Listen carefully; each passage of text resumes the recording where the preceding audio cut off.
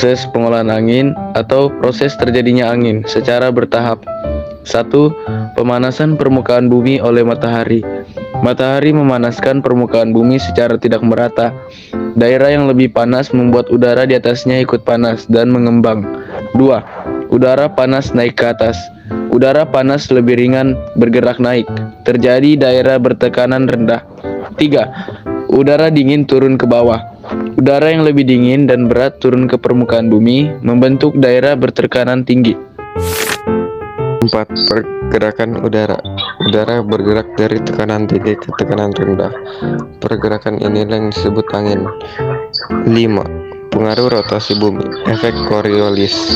Rotasi bumi mengubah arah gerak angin di belahan bumi. Utara angin membelokkan ke kanan, di selatan membelok ke kiri. 6. Interaksi dengan permukaan dan topografi. Gunung, lembah, dan permukaan air mempengaruhi kecepatan dan arah angin.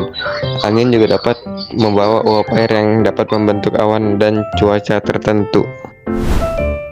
Berikut daerah-daerah utama penghasil angin. 1. Daerah pesisir pantai. Terjadi angin darat dan angin laut akibat perbedaan suhu antara daratan dan lautan. Contoh pantai selatan Jawa, pesisir Sumatera, pesisir Eropa Barat. 2. Daerah gurun. Permukaan cepat panas dan cepat dingin membentuk tekanan udara yang sangat berbeda. Contoh gurun Sahara, gurun Gobi. 3. Samudra luas atau laut lepas. Suhu air laut yang stabil dan luas menghasilkan angin pasat dan angin muso. Contoh Samudra Pasifik dan Samudra Atlantik. 4. Daerah pegunungan dan lembah. Perbedaan suhu antara puncak dan lembah menyebabkan angin lembah dan angin gunung.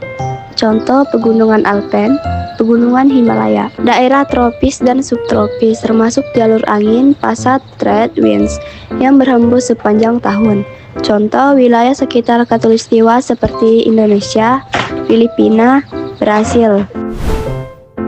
1. Dampak sosial positif, membantu aktivitas pelayaran dan transportasi tradisional, membantu pengeringan pakaian dan hasil pertanian secara alami, mendorong penggunaan energi terbarukan angin yang meningkatkan kualitas hidup masyarakat. Negatif, angin kencang dapat menyebabkan kerusakan rumah dan fasilitas umum. Tornado atau badai angin menimbulkan korban jiwa dan pengungsian. Aktivitas masyarakat terganggu karena cuaca ekstrim. 2. Dampak ekonomi positif, digunakan sebagai sumber energi melalui kincir angin dan turbin pembangkit listrik tenaga angin, membantu sektor pertanian dengan menyerbukan tanaman, mendorong sektor perikanan dan pelayaran. Negatif, angin topan dan badai merusak infrastruktur lahan pertanian dan menggunakan ekonomi daerah. Biaya perbaikan akibat bencana angin sangat besar. Gangguan transportasi udara dan laut akibat angin kencang.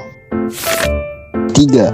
Dampak lingkungan positif, membantu menyebarkan biji tanaman dan spora, membersihkan udara dari polusi, membantu penguapan air laut sehingga membentuk hujan. Negatifnya adalah angin kencang dapat menyebabkan erosi tanah, badai angin menghancurkan ekosistem dan habitat hewan, penyebaran polutan atau debu secara luas.